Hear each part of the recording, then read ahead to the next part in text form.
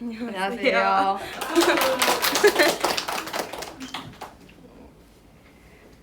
담실 발표 항생제 디스크와 확산법에 대해서 발표하겠습니다.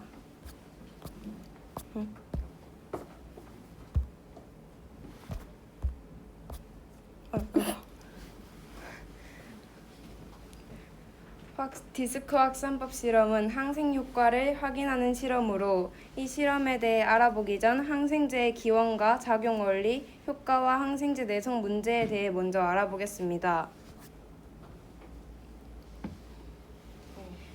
대표적인 항생제로는 우리 가탐실에서 책에서 볼 수 있듯이 페니실린이 있습니다.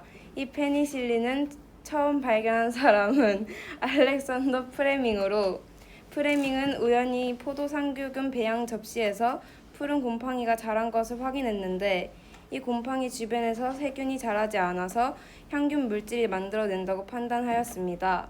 이 곰팡이는 페니실린이라고 이름이 붙여졌고 하지만 플레밍은 페니실린을 실용적으로 정제하거나 대량 생산하지는 못했습니다. 그 다음 등장하는 인물로는 하워드 프로리와 에른스트 체인이 있습니다. 프로리와 체인은 프레밍의 논문에 주목하였고 페니실린을 정제하고 안정화하는 방법을 개발하였습니다. 그리고 생지실험과 사람에게 투여하는 임상실험을 통해 실제 치료 효과를 입증하였고 제2차 세계대전 중 미국과 협력해 대량 생산 체계를 구축하며 전쟁 중 수많은 생명을 구해 기적의 약이라고 불리게 되었습니다. 이렇게 페니실린의 기원에 대해서 알아보았는데 도대체 페니실린은 어떻게 작용하고 우리 디스크 확산 실험과 어떤 연관이 있는지 알아보겠습니다. 작용 원리를 쉽게 이해하기 위해서는 백하림 선생님 시간에 배웠던 삼투압의 원리를 먼저 이해해야 되는데요. 삼투압이란 저농도에서 고농도로 물이 이동하는 현상으로 세포막에서 일어나는 현상입니다.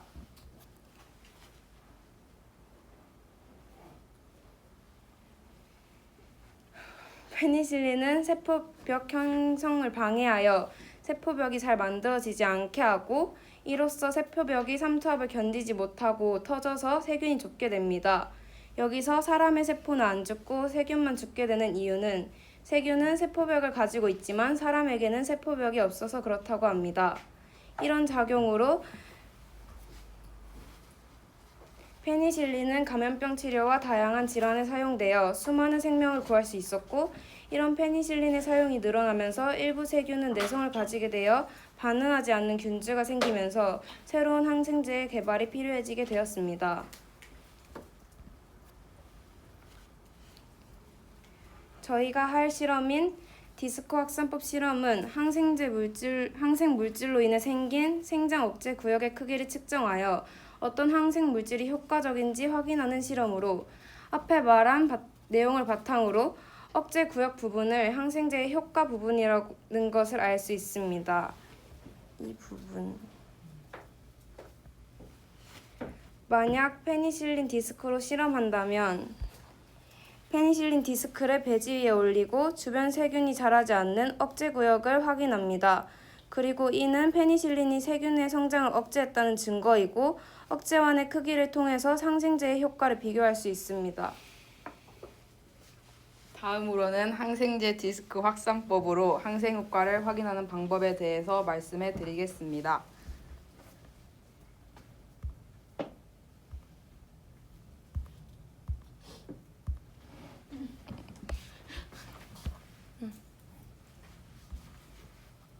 먼저 항생제 감수성 디스크란 원 모양의 멸균된 종이로 액체 시료 물질의 효과를 확인하는 데 사용됩니다. 원하는 시료 물질을 적신 항생제 감수성 디스크를 세균이 배양된 배지 위에 올려두면 항생 효과를 확인할 수가 있습니다. 항생제 감수성 디스크란 원 모양의 멸균된 종이로 액체 시료 물질의 효과를 확인하는 데 사용됩니다. 원하는 시료 물질을 적신 항생제 감수성 디스크를 세균이 배양된 배지 위에 올려두면 항생 효과를 확인할 수 있습니다.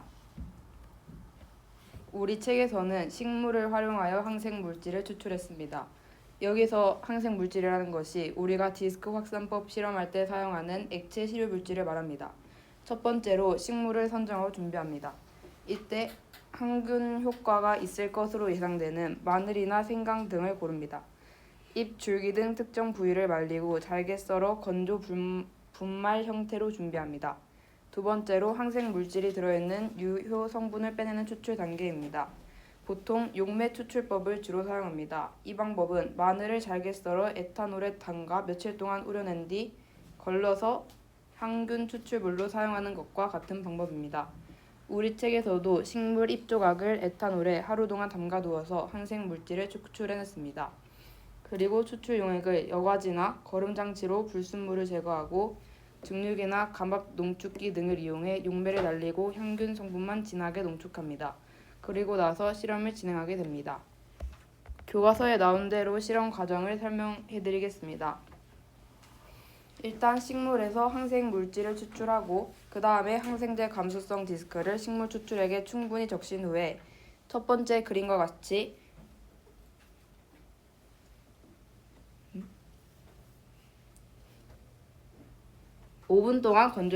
그냥 5분 동안 건조시킵니다.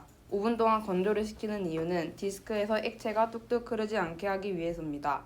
액체가 너무 많으면 배지 위에 올릴 때 줄줄 흘러버릴 수가 있어서 추출액이 고르게 확산되지 않고 결국 실험이 엉망으로 될 가능성이 있습니다. 그래서 5분 정도 살짝 건조시켜서 적당히 촉촉한 상태로 만들어서 배지 위에 올렸을 때 확산이 자연스럽게 되게 해서 실험을 진행하는 것입니다. 두 번째 단계로 대장균 배양액을 적종한 배지에 식물 추출액을 적신 항생제 감수성 디스크를 올려놓습니다. 그 다음 이것을 밀봉한 뒤에 36.5도로 설정한 항온기에 넣어서 하루 정도 배양합니다. 마지막으로 항생제 감수성 디스크 주변에 대장균 생장이 억제된 구역의 지름을 측정합니다. 육안으로 봐도 확연히 차이가 나는 경우도 있지만 잘 안 보이는 경우에는 돋보기나 디지털 이미지 분석 장비 등을 사용하면 보다 더 정확하게 측정도 가능합니다. 실험하는 동안 오차가 발생하는 경우가 있는데 크게 4가지 경우가 있습니다. 첫째, 너무 많은 미생물이 도포되어서 항생 물질과 섞여버리는 경우입니다. 두 번째로, 고르게 대장균이 도포되지 않아도 오차가 발생합니다. 세 번째로, 페트리 접시가 오랫동안 공기 중에 방치가 되면 오염이 발생해서 오차가 발생할 수도 있습니다. 마지막으로, 디스크를 잘못 떨어뜨리거나 항생 물질이 섞일 때도 오차가 발생할 수도 있습니다. 디스크 주변에 이렇게 원형으로 생긴 부분이 생장 억제 구역입니다. 원이기에 지름을 구할 수가 있습니다. 지금 이 경우에는 저기서부터 저기까지가 지름이라고 볼 수 있습니다. 구한 지름은 항균력의 세기를 비교하는 데 사용될 수도 있고 CLSI와 같은 기관에서 제시한 기준 지름값과 비교하여 이 값보다 크면 감수성, 작으면 내성처럼 판단을 하게 됩니다. 예시를 들어보겠습니다. 오른쪽 맨 끝에 있는 4번이 페니실린이라고 해봅시다. 그리고 이 지름이 30ml라고 하면 여기서 감수성 부분에 해당하게 되므로 치료 효과가 있겠다고 예상을 하게 됩니다. 만약 페니실린 지름이 25ml였다면 중간 부분으로 치료 효과가 불확실하고 15ml였으면 치료 실패 확률이 매우 높아서 이때는 사용하지 않는 것이 원칙입니다. 항생제마다 감수성 기준은 다 다릅니다. 우리가 사용한 디스크 확산법은 시료 물질이 액체인 경우에만 가능합니다. 하지만 세상 모든 시료 물질이 액체만 있는 것은 아니기 때문에 고체나 기체의 경우도 살펴보도록 하겠습니다. 일단 시료 물질이 고체인 경우에는 웰 디퓨전법이 있습니다. 웰 디퓨전법이란 한마디로 배지에 구멍을 뚫고 약을 넣어서 효과를 보는 것입니다. 배지에 작은 구멍을 뚫는데 이 구멍을 웰이라고 합니다. 그래서 마치 호수에 잉크를 떨어뜨리는 것처럼 약이 퍼지게 됩니다. 기체 시료 물질이라면 역식 배양법을 사용하면 됩니다. 역식 배양법은 한마디로 기체 냄새처럼 퍼지는 약 효과를 확인하는 실험입니다. 세균을 도포한 배지를 만들고 뚜껑 안쪽에 냄새나는 물질을 적신 종이를 붙입니다. 그 다음 접시를 뒤집어서 뚜껑이 아래로 가게 한 뒤 휘발성 물질이 기체로 퍼지면서 세균을 막는지 볼 수 있습니다. 마치 방에 방향제를 놓으면 냄새가 퍼지는 것처럼 기체약이 퍼지면서 세균을 막게 됩니다. 이렇게 다양한 방법들도 있지만 교과서에 굳이 디스크 확산법이 소개가 된 것은 디스크 확산법이 쉽고 단순해서입니다. 됐습니다.